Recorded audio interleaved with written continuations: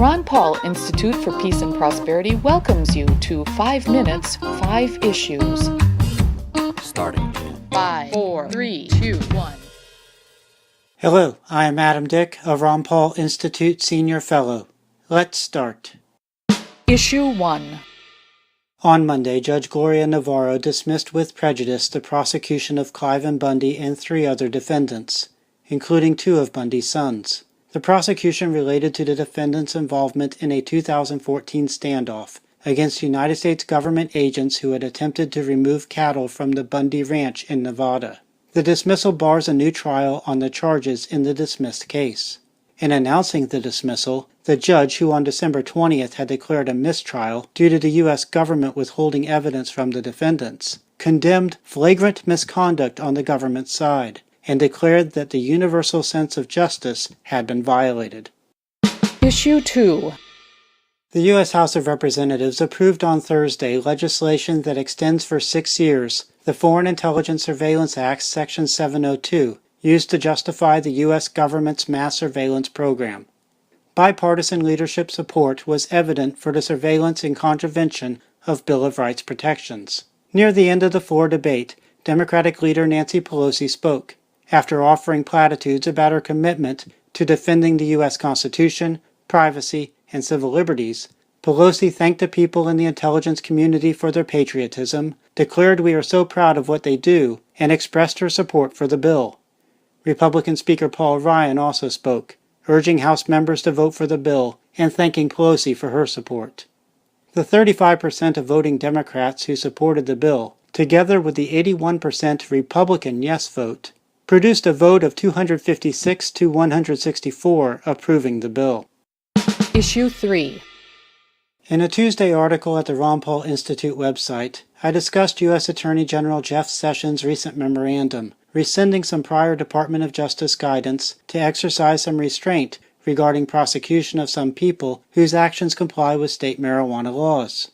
I wrote that while the issuing of the memorandum is an important development, there are several reasons to expect that the public support for and the momentum in favor of marijuana legalization will overpower any potential U.S. government effort to counter states' legalization.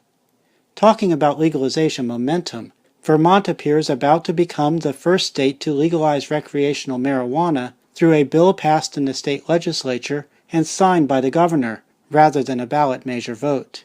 On Wednesday, the state Senate passed a legalization bill previously approved by the House of Representatives. The next day, Vermont Governor Phil Scott said he will sign the bill into law. Issue 4. This week it was made public that Ecuador had granted citizenship to Julian Assange of WikiLeaks in December. Assange has lived in Ecuador's London embassy for 5.5 years, obtaining there protection from extradition to the United States. Apparently as part of an effort to provide safe passage for Assange out of the embassy and to Ecuador or a third country, the Ecuador government has sought a British grant of diplomatic status for Assange. On Thursday, Britain's Foreign Office rejected Ecuador's request.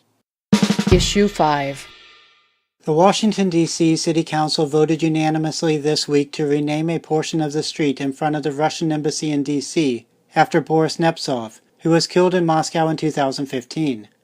Senator Marco Rubio introduced in the U.S. Senate last year a resolution to accomplish such a renaming. Rubio, in a press release announcing the Senate resolution's introduction, implied Russia President Vladimir Putin was responsible for Nemtsov's murder. The street name change, Rubio wrote, would permanently remind Putin's regime and the Russian people that these dissidents' voices live on and that defenders of liberty will not be silenced. Might the Russia or Moscow government rename a portion of the street in front of the U.S. Embassy in Moscow after President John F. Kennedy? Some people believe Kennedy's assassination was orchestrated by people in the U.S. government, who saw Kennedy as a barrier to continuing a Cold War with the Soviet Union and an uber-militaristic foreign policy. That's a wrap. Transcripts of 5 Minutes 5 Issues episodes, including links to related information, are at the Ron Paul Institute blog.